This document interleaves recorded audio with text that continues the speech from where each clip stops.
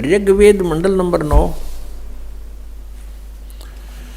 ऋग्वेद मंडल number 9 आप दिखाते हैं और सूक्त नंबर 86। भगवान साकार है या निराकार है, वो कैसी लीला करता है।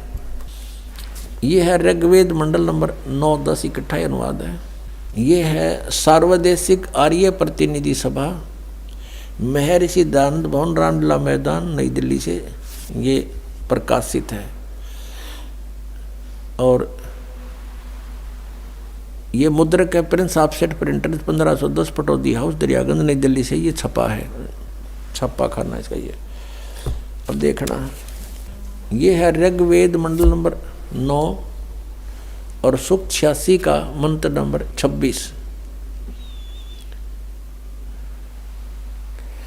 इसमें लिखा है कि यज्ञ करने वाले यजमानों के लिए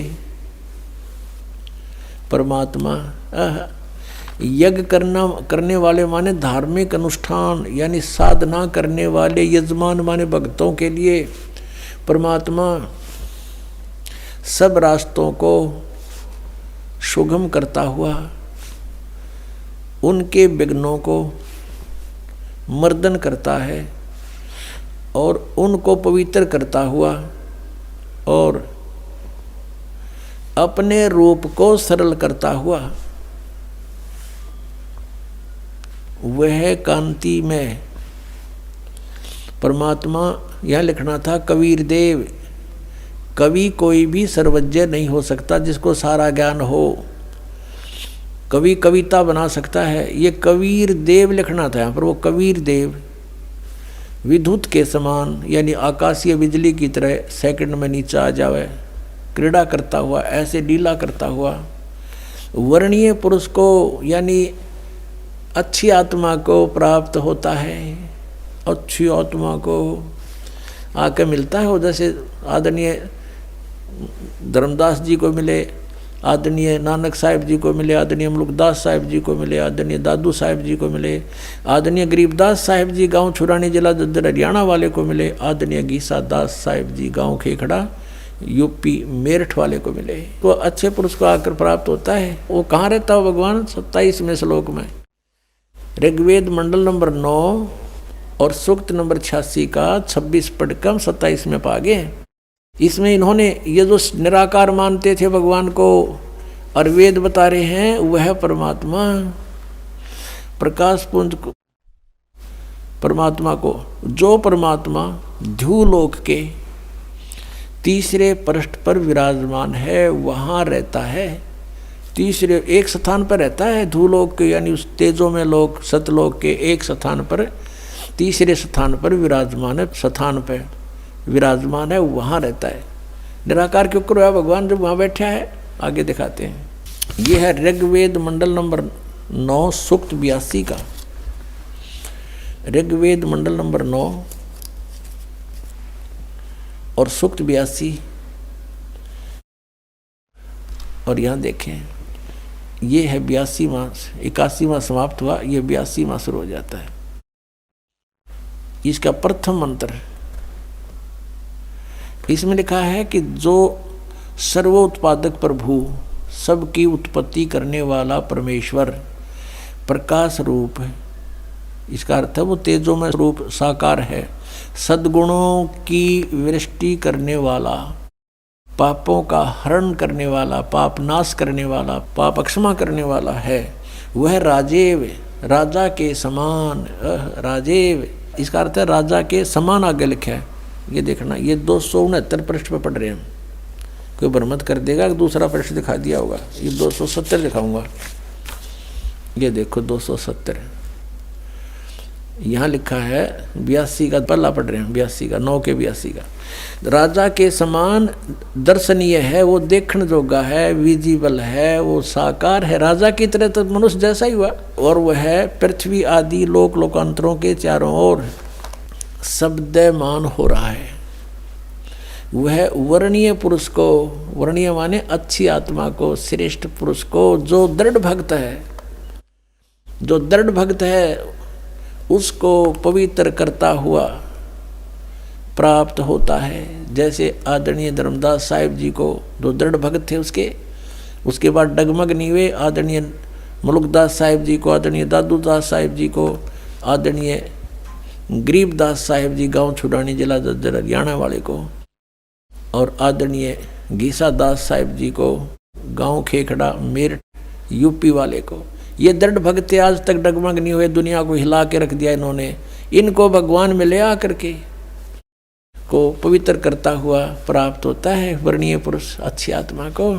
जिस प्रकार विद्युत माने आकाशीय बिजली स्नेह वाले स्थानों को आधार बनाकर प्राप्त होता है। देखो कितना स्पष्ट किया इन्होंने। ऋग्वेद मंडल नंबर 9 और सूक्त नंबर 81 में कति कंसेप्ट क्लियर कर दिया कि वो परमात्मा राजा की तरह देखण जोगा है। राजा का अर्थ है कि वो शक्तिशाली होता है, मनुष्य सदृश ही है, राजा के समान है और साकार है, देखण जोगा है। और वो अच्छी आत्मा को वहाँ से चलकर आकर मिलता है ये, और जो दृढ़ भक्त होते हैं उनको मिलता है, अन्य को नहीं। जैसे आकाश की बिजली, आकाशीय बिजली गिरती है वो किसी वस्तु पर गिरती है जहाँ उसका विशेष अट्रैक्शन बनता है। पुराने समय में जब कांसी धातु के बेले थाली हुआ करते प्रांत, और उनको अगर वर्षा के दिनों में कहीं बाहर वो पड़े रह जाते तो हमारे बुजुर्ग दादी माता कहा करते थे कि कांसी के बर्तन पर बिजली गिर जाती है, जब उसका संयोग होता है ऊपर से गिरने का तो वहाँ अवश्य उसी को तुरंत वहीं आकर के अट्रैक्ट होती है, उस कारण उस खिंची आती है, उसी पर गिरती है। उसको उठवाकर अंदर रखवा दिया करते थे।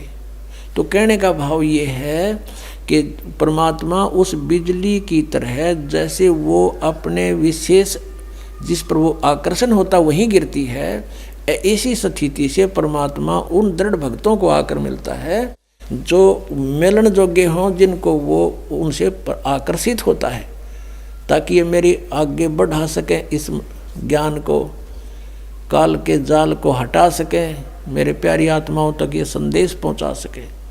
और उनका क्या कर ले, आंखें देखें जब भी ना मानो न भगवान मिल लेगा, उन्हें तो काला मिल लेगा जहाँ ये रह रहे हैं। अब 9वें मंडल सूक्त 82 का मंत्र 1 पढ़ लिया, अब 2 दिखाते हैं, देखिएगा। ऋग्वेद मंडल नंबर 9 सूक्त 82 का हमने ये पढ़ लिया, अब 2 पढ़ते हैं। वो परमात्मा किस उद्देश्य से आता है? हे परमात्मन, उपदेश करने की इच्छा से आप महापुरुषों को प्राप्त होते हो, अच्छी आत्माओं को, महान आत्माओं को प्राप्त होते हो, और आप अत्यंत गतिशील पदार्थ के समान हमारे आध्यात्मिक यज्ञों को प्राप्त होते हो। यानी अत्यंत गतिशील पदार्थ के समान, यानी जैसे बिजली चलती है, बिजली जैसी गति से आप, और उपदेश करने के लिए आते हो यहाँ पर, सच्चा ज्ञान देने के लिए। आप कबीर देव हैं, आप कबीर देव, यह लिखना था, सर्वज्ञ लिख दिया, आप यहाँ लिखना था आप कबीर देव हैं। हम उसको कबीर साहब कहते हैं, आप कबीर साहब हैं, शुद्ध स्वरूप है। अब जैसे ये अभी आपको दिखा था, जहाँ यजु लिखा हो तो यजुर्वेद लिखना पड़ेगा वहाँ पर, वो इन्होंने किया भी है। महर्षि दानंद ने यजुर्वेद के 36वें अध्याय के प्रथम मंत्र में यजु का अर्थ यजुर्वेद किया है, तो यहाँ लिखना था वो कबीर देव है, वो शुद्ध स्वरूप है। हमारे पापों को हे दूर करके, हे सोम, हे अमर परमात्मा, हमको सुख दे। पुण्यात्मा, वेद पढ़े पर भेद न जाने, ये बात पुराण 18। वेद पढ़े पर भेद न जाने, गुरु बिन काहू न पाया ज्ञाना, जो थो था बूछड़े मूड किसाना। गुरु बिन वेद पढ़े जो प्राणी, समझे न सार रहे अज्ञानी। ये अज्ञानी रहे, इन वेदों को पढ़ा करते, मैं ऋषि को आगे इन कक्का भी नहीं पता था। अब जैसे परमात्मा मनुष्य दृश्य ये सिद्ध होगा, राजा के समान देखने जोगा है, और वहाँ से गति करके आता है, जिन महापुरुषों को मिलता है, जिन महापुरुषों ने मिला उन बताया कबीर इज गॉड। वो कबीर देव काशी में हम सुल्तानी नानक तारे दादू को उपदेश दिया, जात जुलाहा भेद न पाया, वो काशी माए कबीर होया। आदरणीय गरीबदास साहिब जी गांव छोड़ानी जिला जद्दर वाले, जिनको भगवान आकर मिले थे, क्या कहते हैं गरीबदास साहिब ने फिर बताया है कि सर्व कला सतगुरु साहिब की, या दुनिया दा जीवन झूठा भूल गए मर जाने नू, और सर्व कला सतगुरु साहिब की हरियाए हरियाणे नू।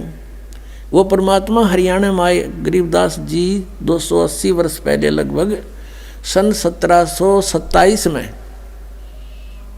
लगभग 300 वर्ष हो गए, 300 वर्ष से भी ऊपर हो गए।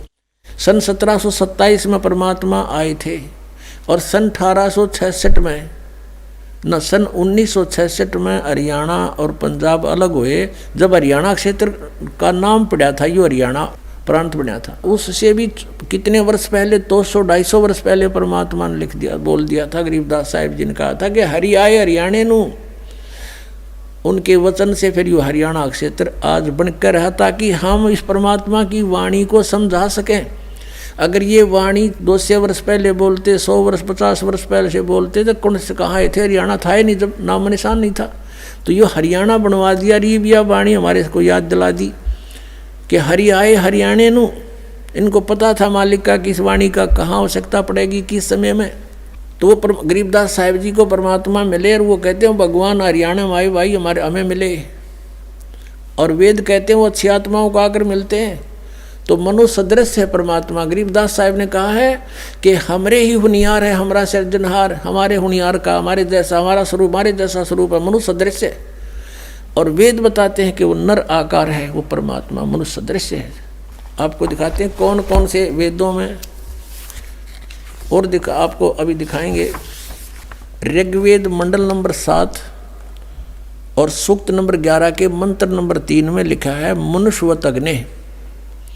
अग्नि माने परमेश्वर, हे मनुष्य के समान परमात्मा। ऋग्वेद मंडल नंबर 7 सूक्त 2 के मंत्र 3 में फिर लिखा है कि मनुष्यवत अग्नि मनुना, हे मनुष्य के समान भगवान, मनुष्य तुल्य, मनुष्यवत, हे मनुष्य जैसे भगवान। मनुना, मनुना माने एक जैसे एक विद्वान पुरुष की तरह आप आते हो और ज्ञान का भंडारा खोल देते हो। ऋग्वेद मंडल नंबर 1 सूक्त 44 में मंत्र नंबर 11 में मनुष्यवत देव, देव माने परमेश्वर, हे मनुष्य के समान भगवान। ऋग्वेद मंडल नंबर 1 सूक्त 31 के मंत्र 17 में मनुष्यवत अग्नि, हे मनुष्य जैसे भगवान। ऋग्वेद मंडल नंबर 1 सूक्त 46 का मंत्र 13 में लिखा कि मनुष्यवत शंभु, मनुष्य के समान है कल्याणकारक परमात्मा। शंभु माने भगवान। ऋग्वेद मंडल नंबर 8 सूक्त 18 के मंत्र 21 में नरवत वरुण, नरवत, हे मनुष्य कैसे भगवान। ऋग्वेद मंडल नंबर 8 सूक्त 43 के मंत्र 13 में मनुष्यवत अग्नि। ऋग्वेद मंडल नंबर 8 सूक्त 43 के मंत्र 27 में मनुष्यवत अंगिरा है। अंगिरा माने परमात्मा, तेजों में शरीर युक्त। इनमें सब में लिखा कि परमात्मा मनुष्य सदृश है। आपको दिखाते हैं। ऋग्वेद मंडल नंबर 1 का अनुवाद महर्षि दानंद ने कर रखा है, और इसने कोशिश की है कि मैं अड़ंगा अड़ाऊं और इसको खत्म कर दूं कि कोई पढ़ ना ले कि तय मनुष्य के तुल परमात्मा लिखा है। पहले इसी का दिखाते हैं। ऋग्वेद मंडल नंबर 1 सूक्त नंबर 31 के मंत्र 17 में ये देखिएगा, ये प्रथम मंडल है, महर्षि दानंद जी का अनुवाद है। इसमें प्रकाशक हैं सार्वदेशिक आर्य प्रतिनिधि सभा 3/5 महर्षि दानंद रामना मैदान नई दिल्ली से। और ये है मुद्रक हैं सम्राट printers and binders 1606 Pataudi house Daryaganj नई दिल्ली से। ये इसका मुद्रक बदल गया है पहले वाले से। ये देखिएगा, ये है ऋग्वेद मंडल नंबर 1 और सूक्त 31, इसका मंत्र नंबर 17 है। ये 17, इसमें क्या लिखा है कि मनुष्यवत अग्नि, इसका अनुवाद इसका कहाँ लिखा है इसने, ये देखो, मनुष्यवत। इसका अनुवाद क्या महर्षि ने इसको क्या मनुष्यवत, और अग्नि को इसने अलग जगह लिख दिया, अग्नि, अग्नि यहाँ कर दिया, और मनुष्यवत को इसने यहाँ ले लिया, अग्नि पहले लगा दिया। तो इसने लिखा कि हे पवित्र अंगिरह माने प्राण के समान धारण करने वाले, अंगिरह माने भी परमेश्वर होता है। यहाँ लिखना था मनुष्यवत अग्नि, अंगिरह है अंगिरस, अंगिरसवत अंगिरह है, यातिवत सदने पूर्वम सूचे। अब इसका अर्थ देखते हैं इनके द्वारा। हे पवित्र प्राण के समान धारण करने वाले, यानी वे प्राणी की तरह आप आते हो परमेश्वर। ये क्या सब विद्याओं से सर्वतक व्यापक सभाध्यक्ष, यहाँ भगवान का नामों निशान मिटा दिया, सभाध्यक्ष लिख दिया अग्नि को। आगे देखो, आप मनुष्यों के मनुष्यवत, मनुष्यों के आने जाने के समान, ये लिखना था मनुष्य के समान, मनुष्यवत, मनुष्य के समान। आम आदमी पढ़ सके इसने, मनुष्य के समान। और वाह शरीर, वाह का क्या अर्थ होता है अनुवाद करते समय, या वाह का अर्थ होता है या के अर्थ कंटिन्यू होना चाहिए इसका अर्थ। शरीर व्यापक प्राण वायु के सदृश राज्य क्रम व्यापक पुरुष के तुल, अंगिर से माने आप एक साधारण मनुष्य की तरह, या ययातिवत, जैसे पुरुष यज्ञ के साथ कर्मों को सिद्ध करते कराते हैं, उस उत्तम प्रतिष्ठा वाले विद्वान विद्या देने वाले हैं। इसका कोई सिर पैर नहीं, कहीं पर भी देख लो अनुवाद का। इसका अर्थ है आप एक साधारण मनुष्य की तरह आते हो, और जैसे एक जन साधारण अपने हाथों से कार्यक्रम करके अपने कर्म काम करके उस तरह आप आते हो, और पूर्ववत है परमात्मा पहले की तरह फिर से आइए, आप ज्ञान देते हो हमें, आप फिर से यहाँ आइए अपने आत्माओं। अब ये सच्चाई आपके सामने आएगी तो फिर आपको हैरान रह जाओगे कि भगवान बता। इसे भी मैं ऋषि व्याघ्रजन ज्ञान को समझाने उसका अडंगा कर दिया। ये देखो इसकी और कलाबाजी दिखाऊं मैं ऋषि दयानंद की, कैसे बट्ठा बैठा रखा अनुवादों का। ये देखो ऋग्वेद मंडल नंबर 1 सूक्त 44 का ये महर्षि दयानंद का अनुवाद है, और मंत्र नंबर 11। इसमें क्या लिखा है, मनुष्यवत देव, मनुष्यवत देव, मनुष्यवत देव, ये इसने लिखा है। अब देव, इस देखो ये एक सेंटेंस है, पूरा एक मंत्र है।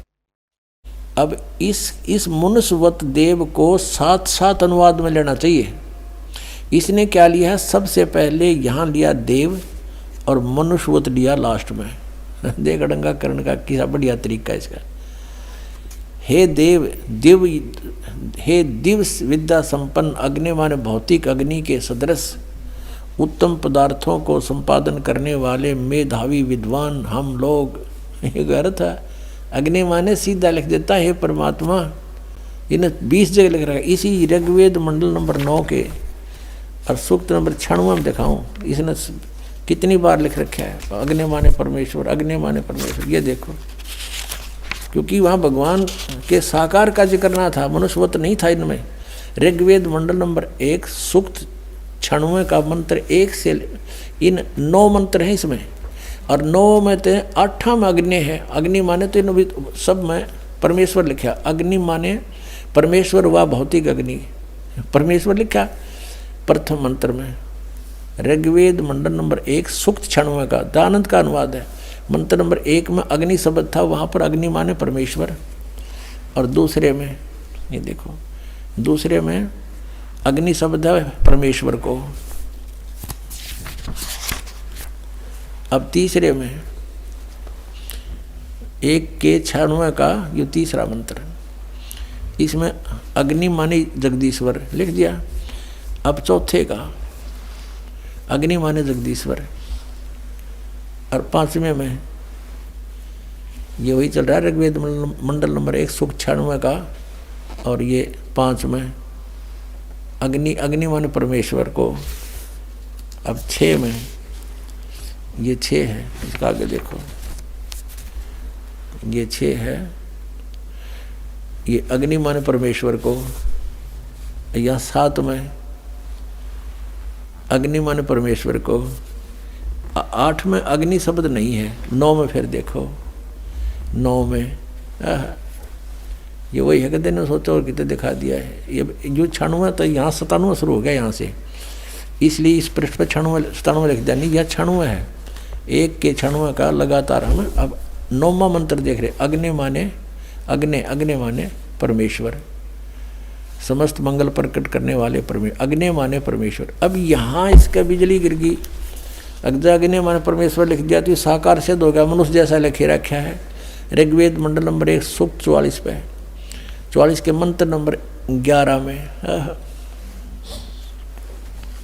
ये लिख रहा है मनुष्यवत देव, देव माने परमेश्वर लिखना था। हे परमेश्वर आप मनुष्यवत, मनुष्य जैसे हो, मनुष्य के समान हो, ये लिखना था।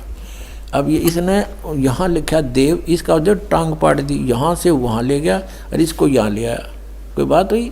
जब एक कोई दोहा है, श्लोक है, उसके इसी सेंटेंस का इसी से में अनुवाद होगा।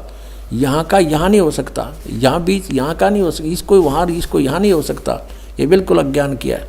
ये मनुष्यवत तो यहाँ लिख दिया, हे सभापति लिख दिया, मेधावी, हाँ, ये भौतिक अग्नि लिख दिया, अग्नि का के भौतिक अग्नि के सदृश यहाँ लिखना था। हे परमेश्वर ये मनुष्यवत, ये यहाँ लिखना था यज्ञ के। तो आप धार्मिक अनुष्ठानों का ज्ञान देने के लिए, साधन बताने के लिए परमात्मा आप परमेश्वर आते हो, और गुरु रूप में आते हो, होता रूप में, ऋत्वजम रूप में, ऋत्वज बन के आते हो, और आप मनुष्यवत हैं, मनुष्य के सदृश हो। आपकी बुद्धि इसका कोई, आप ही सबकी बुद्धि को प्रेरित करते हो। ये देखो, और ये लिख दिया मनुष्यवत, और यह मनुष्यवत यहाँ ले लिया और इस देव को यहाँ ठोक्या, ये अनुवाद होया। तेरा गजब भैया, और मैं ऋषि को आवे। इसे से बहुत प्रमाण है, लेकिन कहते हैं समझदार को संकेत ही बहुत होता है।